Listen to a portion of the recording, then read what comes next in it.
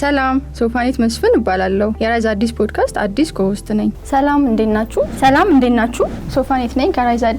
አዲስ ፖድካስት ባለፉት 6 ወራት ያለምንም ማቋረጥ ወጣት የሥራ ፈጣሪዎችን የሥራ ባለሙያዎችን እና በስታርታፕ ኢኮሲስተም ውስጥ ያሉ ባለድርሻ አካላትን ያቀርበላችሁ ይገኛል እንደዚህ አይነት ስሜት ተሰምቶሻል ዜናውን ምናምን ስትሰሚው ሁሉ ጊዜ በኤድኮ መኖር ኖርማል ነገር አይደለም አይደል ሳትፈልግ ህግ እንድታከብር ሳትፈልግ ታክስ እንድትከፍል ነው መሆን ያለበት እኔም ትልቁ መመክረው ምክር ሴኩር ማድረግ ይቻላል ግን የቤት ስራው መሰራት አለበት እዚህ ሀገር ላይ ትልቅ ስታርታፕ ስም አይደለም ታይትል አይደለም ተቀጥሬ ለመስራት ነው የሚል ሜንታሊቲ ኖሮን አይደለም ስታርታፕ መጀመሪያ ያለበት በቅርቡ ሰኔ 27 በሚጀምረው የሶስተኛው ውስን ደግሞ በአዲስ ፕላትፎርም በአዲስ ፎርማት በአዲስ ኮሆስት እና በአዲስ ብራንዲንግ ተመልሰን መተናል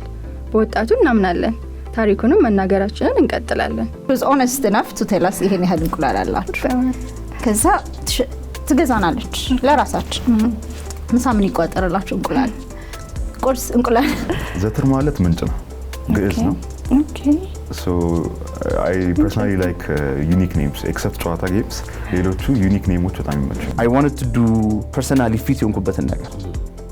ሁላችንም በተፈጥሮ የተሰጠን ነገር አለ ቢያምናለሁ ሁላችንም አለን ባናቆም እናቋለን ከሱ ብለን I was born in a business family so I'm still working with my family business I came to Ethiopia because of that for me architecture የሚመስለኝ በሮ ኮንስትራክሽን መስራት ምናምን በቃ አንጻ ማቆም ምናምን ነበር የሚመስለኝ ውስጡ ተምረሽ 6 አመት ደግሞ ስትማሪበት ነው ውስጡ በደንብ ስታዩ አርኪቴክቸር ለካ ህይወት መገንባት ማለት ነው ነገርኳቸው በቃ ከዚህ በኋላ አልመጣም ወሰንክ ስላቸው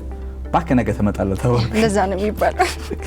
ባክ ተመጣለ እንደውም አንደኛው ምን እንደሚለኝ ሱሰኛ አርፋል እንጂ አያቆም በእናንተ ድጋፍ ገና ብዙ ሲዝኖችን አብረን እንዘልቃለን